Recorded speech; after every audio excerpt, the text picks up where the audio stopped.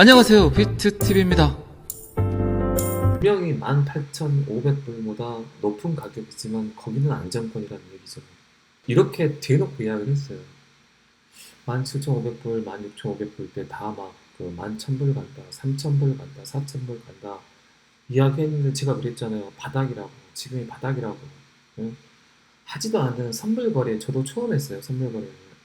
오래 전에는 했지만 4년 전, 5년 전에는 했지만 하지도 않는 선물 거래까지 하면서 그렇게 힌트를 줬어요. 근데 그때도 우왕좌왕했죠. 수많은 사람들은.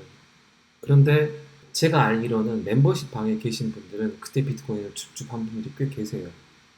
네, 개인적으로 톡도 오고 고맙다는 말 항상 하시고 그런 말 들을 때 그런 생각을 해요. 아, 내가 아무리 이야기를 해도 이분들은 믿음이 가지 않았구나. 근데 제가 22,800불일 때 진입을 해라 했는데 멤버십인 분들은 그래도 라이브를 하니까 좀 더 믿음이 컸겠죠. 근데 그분들은 18,500불, 19,500불, 2만 불 이렇게 샀을 거예요, 분명히. 근데 그분들에게 한두 개도 아니고 어떤 분은 뭐 3개, 5개, 10개도 사신 분이 계시니까 엄청난 고민이 필요했을 거예요. 그런데 사시더라고요.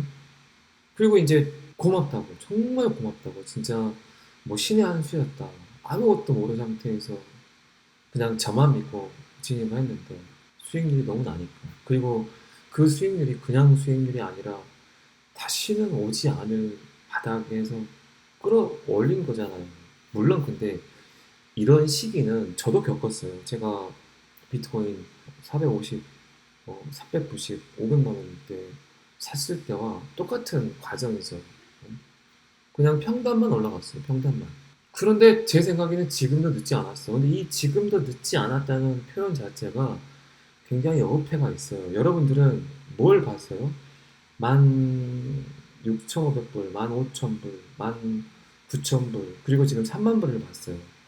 19,000불을 번 사람이 3만 불에 쉽게 진입할 수 있을 것 같아요? 없을 것 같아요? 진입하기 힘들어요. 그런데 여러분들 언제 들어간지 아세요? 19,000불을 보고 못 들어갔고 3만 불을 봤으니까 더 못 들어가. 근데 솔직히 닦아놓고 말해서 여러분들 어, 제가 비트코인 한 4만 불 되잖아요. 여러분들 또 비트코인 매수합니다. 비트코인 매수해요. 이게 이게 사람의 심리인 거예요. 어쩔 수 없어요.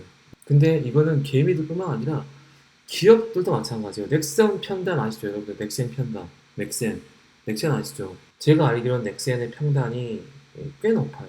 상상 그 이상의 평단을 갖고 있어. 아직 그들이 평단을 낮추지 않았다면 그대로 갖고 있겠죠. 이렇다니까요. 기업들도 마찬가지예요. 기관들도 마찬가지라는 거예요. 근데 이거를 항상 제가 영상에서 말씀드렸더니 공포에 매수하고 환희에 던져라. 그 누구도 거부할 수 없는 국룰이에요. 근데 그거를 실행하냐, 실행하지 않냐의 차이인 거예요. 거기서 수익률은 생기는 거라니까요. 제가 비트코인은 항상 하나 정도는 갖고 가라. 음? 굉장히 의미가 깊다. 지금은 사람만 안 하잖아요. 3만 불 3자 들어가는데 비트코인 사면 제 영상을 뭐 6개월 이상 들었던 분들은 촌놈 소리 듣겠죠. 그 대신 28,800불 오면 사라. 오늘 아침 영상에서 그런 이야기 했잖아요. 제가. 사라. 주저하지 말고 사라. 그래도 제 말을 듣고 사는 분과 사지 않은 사람도 있다니까요. XRP가 4,800원일 때, 4,900원일 때 산 사람들, 4,100원, 4,200원 때 산 사람들은 오히려 조용해. 근데 댓글 보면 어떤 사람들이 말이 많나요? 750원에 사가지고 620원 내니까 뭐 손해를 봤다. 뭐 말들이 많아요. 그게 봐보세요. 그게 그냥 알고 알지 못하는 그런 차이인 거예요. 그런데 지금 여러분들이 있고 1년 뒤, 2년 뒤, 3년 뒤 여러분들이 후배분들 들어와요. 들어와요. 또 코리님들 들어와요. 돈은 항상 높은 곳으로 계속 향하고 있기 때문에. 그분들은 어떻게 할까요? 그분들은 그분들이 진입할 때 뭐 5천 원이었어, 만 원이었어. 그런데 그분들 또한 마찬가지라는 거죠. 만 원에 들어와서 7천 원, 8천 원 빠졌어요. 여러분들한테는 별거 아닌 일이죠. 왜? 겪었기 때문에. 근데 그분들한테는 또 데미지가 생기는 거예요. 똑같아요. 이 역사의 반복은 똑같다는 거예요. XRP도 마찬가지고. 이렇게 서두에도 제가 이야기 드렸잖아요.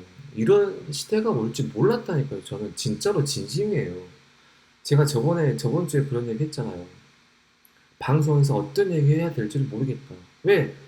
저한테는 이게 끝이었거든. 끝의 시작을 느끼는 게 아니라 이게 끝인데 내가 구독자분들에게 어떤 이야기를 해야 될까? 할 말이 없어요. 이게 다 오픈이 됐잖아요. 블랙록이 참여를 한다는 거. 제롬 파월이 비트코인은 지속성을 가질 수 있다라고 한 그 멘트가 예를 들어서 3년 전, 4년 전에 나왔다고 생각을 해보세요. 응? 근데 그들은 절대 그때 말하지 않아요. 왜? 시장의 판도가 개미들의 돈을 뜯어먹기 위한 세력들이 움직이는 돈의 흐름이 보이는데 그들이 그때 그런 얘기를 할까요? 할 수 없어요. 근데 그들이 지금 그런 얘기를 하는 이유가 뭘까요? 제가 이야기 드렸잖아요. 지금 이거 비트코인 바이낸스 차트인데 블랙록 발표하기 전에 거래량 봐봐라. 지금 이 거래량을 바닥인데 비트코인 가격은 그냥 완전 생 바닥인데 말도 안 되는 거래량이 터졌잖아요. 그러면 제가 그랬죠. 이 거래량은 개미가 들어온 거래량이 아니다. 그리고 암호화폐를 투자한 사람들이 샀던 거래량이 아니다. 왜? 실질적으로 일론 머스크도 던졌죠. 그리고 간땡이 작은 마이크로 스트레티지 마이클 세일러도 이 바닥에서 못 샀어요. 말로는 떠들지만 못 샀어요. 그리고 언제 샀습니까? 28,000불에 또 추매를 했어요. 이 자리에서 어?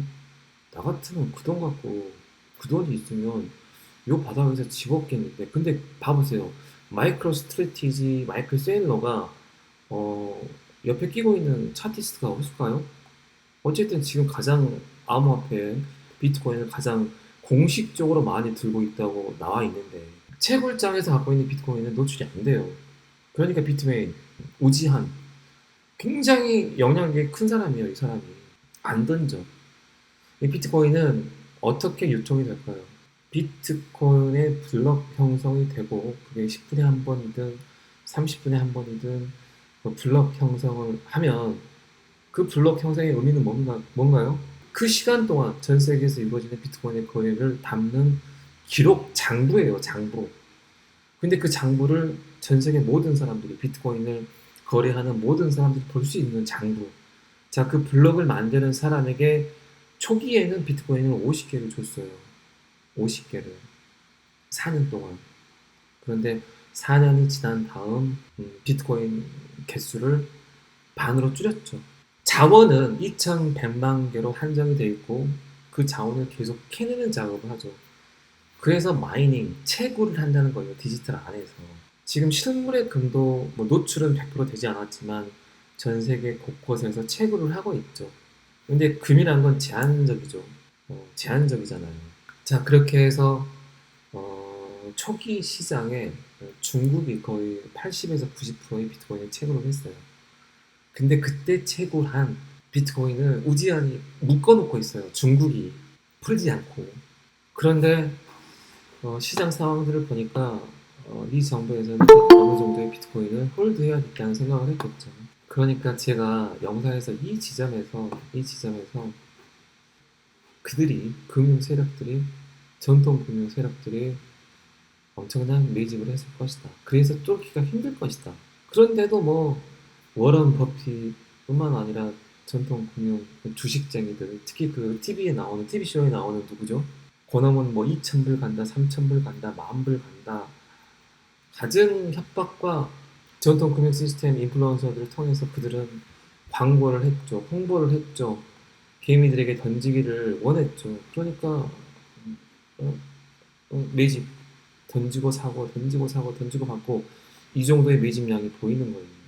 비트코인 68,000불 갔을 때, 64,000불 갔을 때는 지금의 거래량인데 지금 거의 지금 거래량 보이시죠? 요건데 바닥을 긁고 있는데 이 정도 거래량은 뭐냐? 결국 이거는 특수단체 어떤 기관들이 계속해서 그냥 줍줍을 했던 거예요. 이거는 뭐 모르겠어요. 다른 유튜버가 어떤 이야기를 했는지 몰라도 그냥 저는 그렇게 생각을 했어요. 그러니까 괜찮다. 그리고 나서 FTX 터지니까 걱정하지 마라. 생쇼다. 제가 그랬어요. 걱정하지 마라. 생쇼다. 테드 루나, 테드 루나도 마찬가지죠. 메이드 인 한국이에요. 한국이에요. 한국. 그리고 권도영이가 그렇게 머리가 나쁜 놈이 아니에요. 충분히 3년 뒤에, 5년 뒤에 나타날 수 있는 그런 코인이에요. 근데 좀 빨리 갔어, 걔가. 그러면 그 디패킹 시킨 게 건도형 잘못일까요? 저는 그렇게 생각하지 않아요. 그 누군가의 조작이라고 생각을 하죠. 그리고 계속 뭘 지금 추구합니까? 결국 국수주의예요, 국수주의. 미국이 갖고 있는 메이드 인 USA만 키우겠다. 돈이잖아요, 돈. 지금 1조 2천억 정도 되는 시총이 이거 10조 달러 되는 건 뭐 순식간이에요, 순식간. 계속 전 세계 경제 상황은 이 함정으로 몰고 있잖아, 이 상황으로. 비트코인 암호화폐 쪽으로. FTX, 테더 루나, 그리고 그 밑에 자잘한 거래소를 정리했죠. FTX는 왜 비리가 많이 걸려있어? 민주당, 공화당 정치인들이 돈을 많이 쳐넣었어요. 근데 FTX, 샘 뱅컨 프라이드가 되게 또라이예요. 얘가 몇 마디 짖어버리면 정계가 흔들릴 정도의 리스크를 갖고 있어. 그러니까 얘를 정리한 거죠. 그리고 또 뭔 일이 있었습니까? 전통 금융, 미국 금융회사들 파산했죠. 그거의 시나리오가 아니라고요? 그냥 그렇게 한 거예요. 사토시 나카모토가 이야기했던 두 번째 구제 금융에 직면하게 된 재무부 장관. 현대 전통 금융 시스템, 그 주먹구구식, 요새 그 제가 말씀드린 내용들 많이 나오죠. TV 보시면 새마을금고가 행하고 있는 주먹구구식 전통 금융 시스템. 내가 누구 아니까, 내가 누구 아들이니까, 내가 누구 아빠니까 술 한 잔 꺾고 룸사롱 한 번 가고 골프 한 번 치면 누구는 500억, 누구는 10억, 누구는 30억 대출 빵빵 해줬잖아요. 돈이 너무 흔했어요. 오늘 아침인가 제가 그 이야기 했죠. 너무 흔한 세상에 살았어. 가장 큰 게 돈이 흔해졌어요. 돈이 흔해지니까 어떻게 돼요? 사람들이 사치예요, 낭비예요. 환경 오염을 잡기 위해서 가장 먼저 해야 되는 게 뭔지 아세요? 여러분들 생각에는 패션 의류 쪽이에요. 옷이 엄청난 환경 오염을 유발시킵니다. 그런데 봐보세요. 이게 이 안에서 이해관계가 섞이는데 이 의류, 섬유 이쪽을 해서 그 유통이 되는 돈이 얼마나 많겠어요? 이들이 또 얼마나 많은 돈을 쓰겠어요? 광고 어떻게 할 거예요? 광고.